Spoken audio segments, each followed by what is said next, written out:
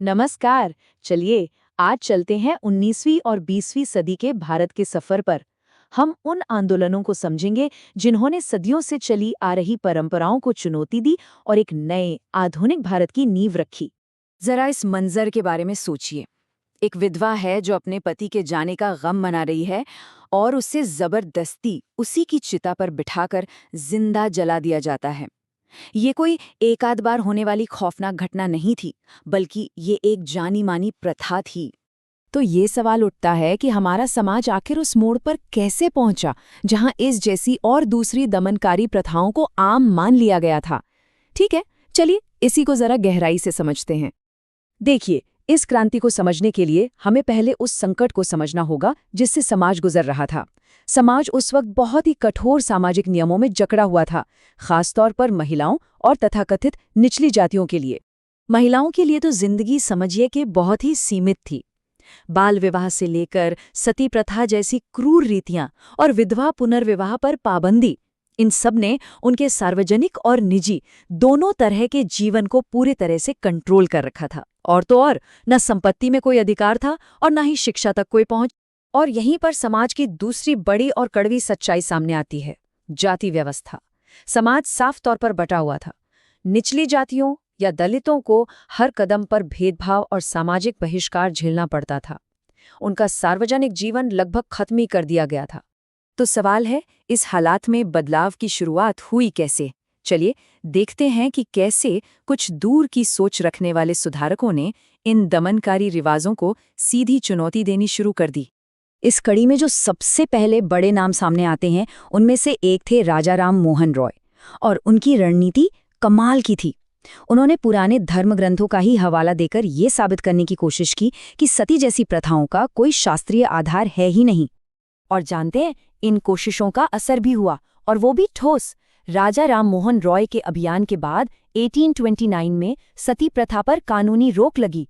फिर ईश्वर चंद्र विद्यासागर जैसे सुधारकों की जबरदस्त मेहनत रंग लाई और 1856 में विधवाओं को दोबारा शादी करने का ऐतिहासिक अधिकार मिला। और आगे चलकर 1929 में बाल विवाह को भी गैर कानूनी बना दिया गया। लेकिन सिर्फ कानून बना देना ही काफी नहीं था, है ना? लोगों की सोच बदलने के लिए एक और भी ज्यादा मजबूत हथियार की जरूरत थी, और वो थी शिक्षा। बात सिर्फ पढ़ना लिखना सीखने की नहीं थी। सुधारकों का मानना था कि अगर महिलाएं पढ़ लिख गईं तो वो अपने हक के लिए खुद आवाज उठा सकती हैं। शिक्षा असल में आजादी का रास्ता थी। और इस काम को आगे बढ़ाने के लिए कई लोग सामने आए। ज्योतिराव और सावित्रीबाई फुले ने लड़कियों के लिए स्कूल खोले। पंडिता रमाबाई ने न सिर्फ हिंदू समाज की पितृसत्ता पर सवाल उठाए, बल्कि विधवाओं के लिए एक आश्रम भी खोला। ताराबाई शिंदे ने स्त्री पुरुष तुलना जैसी क्रांतिकारी किताब लिखी, और बेगम रुकैया सखावत हुसैन ने मुस्लिम लड़कियों की तालीम के लिए जोरदार आवाज उठाई। इन सब ने मिलकर बदलाव की एक मजबूत जमीन तैयार की। अब देखिए, एक तरफ तो महिलाओं के हक की लड़ाई चल रही थी, लेकिन ठीक उसी वक्त एक और बहुत बड़े अन्याय के खिलाफ आवाज उठ रही थी, और वो थी जाति व्यवस्था। इसमें ज्योतिराव फूले एक बहुत बड़ा नाम है। उनकी किताब गुलामगिरी ने तो एक बहुत ही कह सकते हैं क्रांतिकारी काम किया। उन्होंने निचली जातियों के शोषण की तुलना सीधे सीधे अमेरिका में अश्वेत लोगों की गुलामी से कर दी।